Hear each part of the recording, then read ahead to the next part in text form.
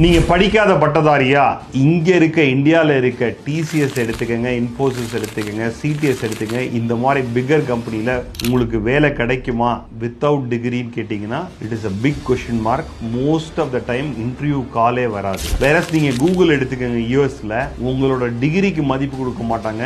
நீங்க எந்த மாதிரி உங்களோட ஸ்கில்ஸை டெவலப் பண்ணி வச்சிருக்கீங்க அதுக்கு தான் மதிப்பு கொடுப்பாங்க. உங்களோட ஸ்கில்ஸை டெஸ்ட் பண்ணுவாங்க.